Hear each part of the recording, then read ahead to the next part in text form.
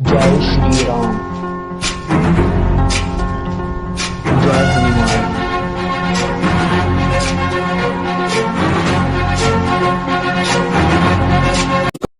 मुंबई छोड़ने का मन नहीं करता।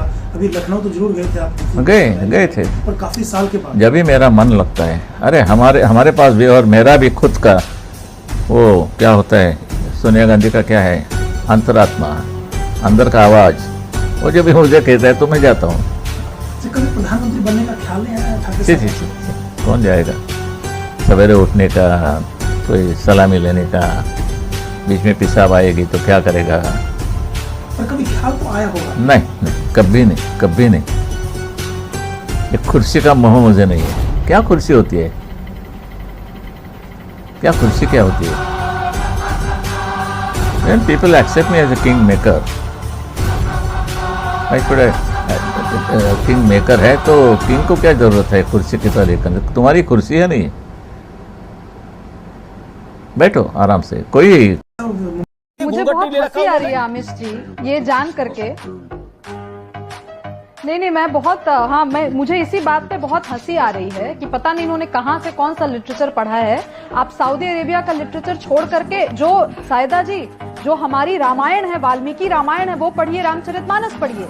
ऐसा कहीं भी नहीं है। लक्ष्मण जी ने सीता जी का चेहरा इसलिए नहीं देखा क्योंकि वो उनको मातृ रूप में देखते थे और चरण के अलावा उनकी नजर कहीं नहीं गई।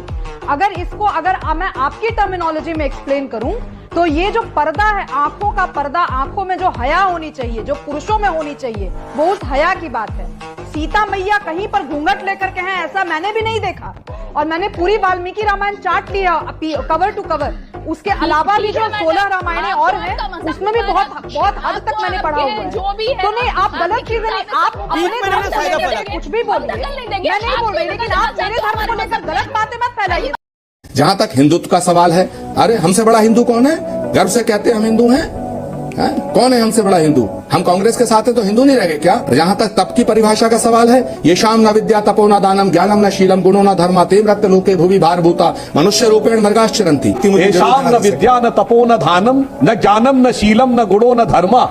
आगे लाइन आपने क्या बोली? ते मर्त्य लोके भवि भारभूता मनुष्य रूपेण मृगाश्चरन्ति। इसका अर्थ हुआ जिनमें न ज्ञान है, न तप है, न शील है, न निष्ठा है। और आगे की उसका अर्थ क्या है? वो मनुष्य के रूप में मृग या पशु की तरह है जो धरती पर चल रहे हैं। आचार्य जी वैसे समझ चल कौन रहा धरती के ऊपर? ये तो पूरा देश देख रहा है। तो ये वास्तविकता में किसके ऊपर लागू हो रहा है? जिसके अंदर ज्ञान, शील, तप, धर्म कितना है और कौन धरती पे चल रहा है। तो ये श्लोक तो मुझे लगता है कि कहीं ना कहीं प्रचंड रूप से कांग्रेस पार्टी पर ही लागू हो रहा है।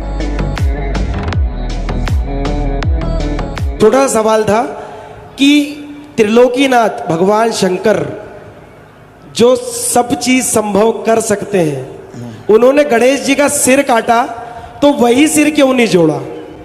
वाह, क्या बात। ये प्रश्न बहुत ऊंचा किया। देखिए, भगवान भूत भावन महादेव कुछ भी कर सकते हैं, संहारक देव भी हैं और सृष्टि में कोई भी लीला कर सकता। आपका प्रश्न है कि वही क्यों नहीं जोड़ा। इन्होंने एक हाथी को वरदान दे रखा था कि तुम हमारे सुत बन करके रहोगे। अब उसको सुत बना नहीं पाए तो चिंता में शंकर जी पड़ गए कि ये सुत नहीं बन पाया तो इसका वरदान कैसे पूर्ण होगा। तो अपने पुत्र का जब सिर कट गया तो इन्होंने विचार किया कि उसका वरदान भी पूर्ण हो जाएगा, वो सुत भी कहलाएगा, इनको शीश भी मिल जाएगा। इसलिए गणेश जी के सिर पर गज का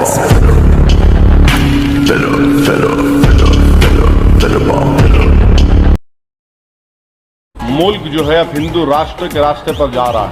आप देख लीजिए, मेरी एक एक बात सच साबित होगी।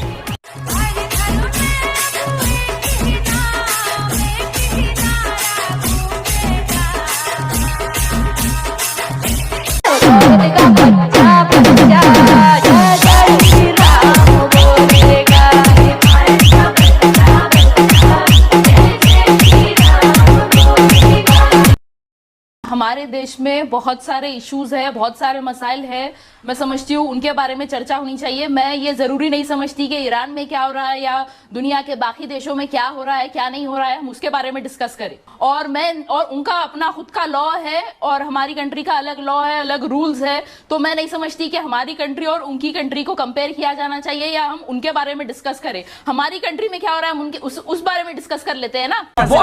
ये सब दोगलापन है, मैं तेरा दोगलापन उतारता हूँ। अब आज पासा उल्टा पड़ गया तो आज हिंदुस्तान का मुसलमान अलग हो गया।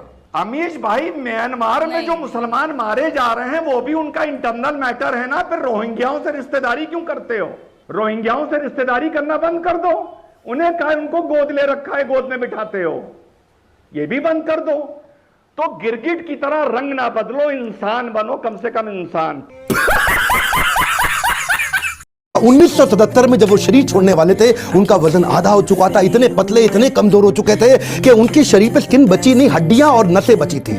जब डॉक्टर भी मिलना आता था ना, उसकी भी बुद्धि चकरा जाती थी कि मैं कैसे दबाऊं, कहीं ऐसे नसों से हड्डी पे लुक चुप के दर्द ना होने लग जाए इनको।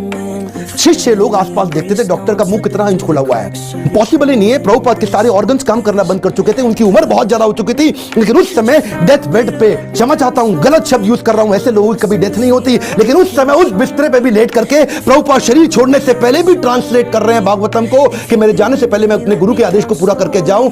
अद्भुत। डॉक्टर बोला संभव ही नहीं है, यह बिल्कुल पॉसिबल नहीं है।